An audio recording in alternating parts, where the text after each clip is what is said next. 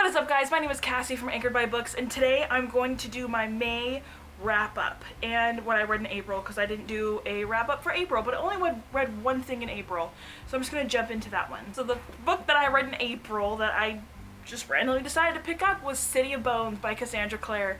Now, I'm not going to lie, for the longest time I really was not interested in reading the series at all. I tried to read this book once before last year, and I stopped halfway through because I didn't like it, and I decided to pick it up again, and I loved it. I give it 5 out of 5 stars.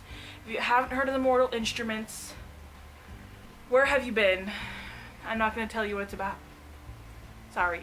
So that's all I read in April, so then I'm going to jump into May. So since I read City of Bones the month previous, I decided to pick up City of Ashes by Cassandra Clare, which is the second book in the Mortal Instruments series. I think I gave this 4.5 or 5 stars. I really liked it. I am loving this series so far. I picked up the third book. I haven't read it yet, but I'm sure I will sometime soon. I am loving this series. But here's my question for you, the Bane Chronicles. Where do I read that? Am I supposed to read that before I start the Mortal Instruments? Before the Infernal Devices? Do I read it before Lady Midnight? Where do I read that at? I'm not sure. If you know, let me know down below. Leave me a comment.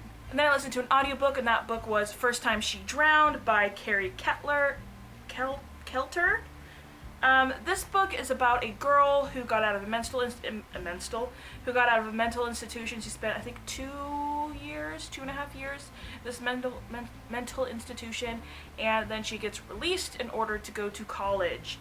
And I really didn't like this book that much. I think I gave it 3 stars in Goodreads. I think I'm gonna lower it down to more of like a 2.5, 2 stars, because I really didn't like this book too much. I love reading books about mental illness, and I liked certain aspects about this book, but I feel like the relationship between the main character and her mother was way unnecessary. The mom was just ridiculous. I don't feel like there's any reason. I don't know, I didn't like this book very much, so I'm not going to talk about it anymore because I didn't like it.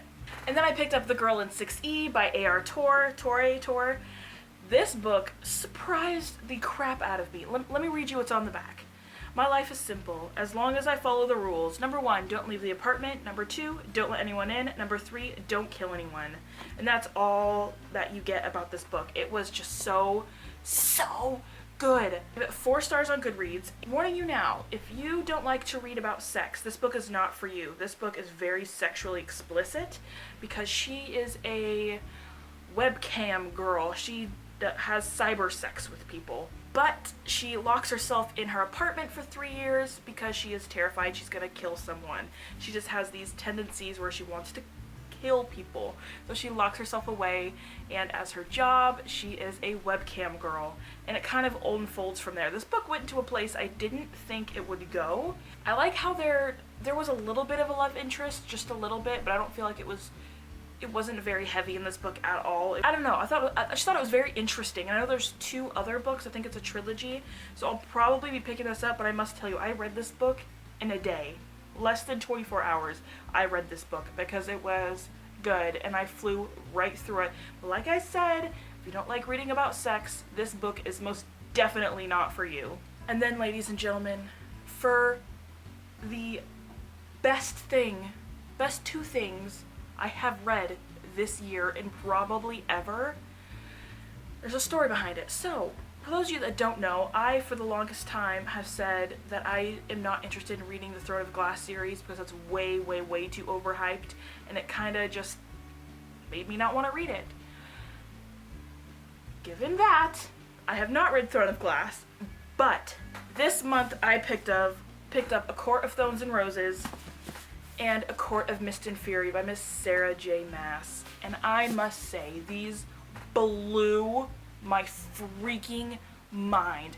I cannot get over these books. It is all I am thinking about. I cannot stop thinking about them. I almost want to just reread them because I freaking loved them. This book, A Court of Thorns and Roses, is about a girl named Feyre who is a human, and there's kind of this imaginary wall between the human realm and the Fey realm. Ends up killing this wolf and having to go live in the Fey world. And things start unraveling from there, and it is amazing. It is so good, but I give this one 5 out of 5 stars.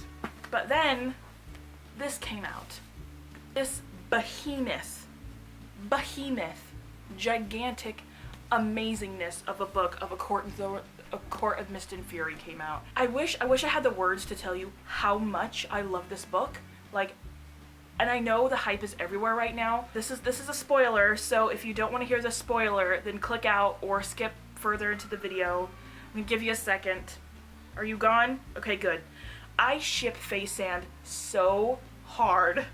Like, Rhysand is... Tamlin ain't got nothing on Rhysand. I keep calling him I want to call him Rhysand. I know that's not his name. I know in the book, I think in the back it says it's pronounced Rhysand. But I want to say Rhysand, but I'll say Rhysand. I love him so much. Him and Tamlin are two completely ends of the spectrum. But I want to go live in the Night Court. I want Tamlin to be my boyfriend. We are going to get married and have lots of babies, and it's going to be great, and it's going to be a great life. But unfortunately, Feyre got to him first. So... Faysand. I have never been so attached to characters in my life. Like, literally everyone in this story. That's not true, not everyone. But I'm like so oblivious to all the... If there's flaws in these, I don't see them because I'm completely oblivious to it because I think these are pure perfection. And the fact that I have to wait another year for the last book to come out. By the way, this is a trilogy. Did anyone know that? I didn't know that until I looked into it. This is a trilogy, which means we literally have one book left and that's it. Like, what am I gonna do when these characters are no longer? I want to be in this world forever. Can I just hang out with Feyre and Rhysand, like, all the time? Can I please? Can I please? Tamlin? Tamlin? I just... Thank you. Sarah J. Maas, I want to thank you for this book because it is stellar. Good job, girl. Good job. So now I don't want to put down this book for the rest of the video because it's so great and I just want to reread it over and over and over and over. I just want to reread both of these over and over and over. Now I'm almost thinking, should I pick up Throne of Glass? Is it going to be like this? But at the same time, I know it's not going to be like this because Feyre and Rhysand, Rhysand. His name is Rhysand, not Rhysand. Because Feyre and Rhysand are not in Throne of Glass. But if they were in Throne of Glass, I would read it all the time. I'm talking so fast because I cannot get over... Whitney from Witty Novels, I know she hardcore ships Faysand, and she wrote a fan fiction.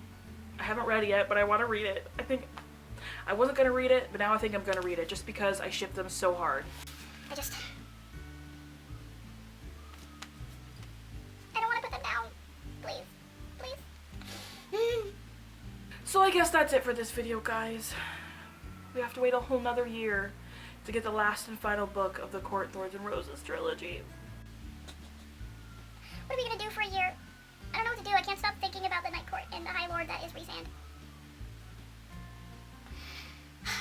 I guess I'm gonna go now. I don't even know how to close out this video because I can't stop thinking about them. It makes me want to cry. I'm just gonna go. Okay. Bye.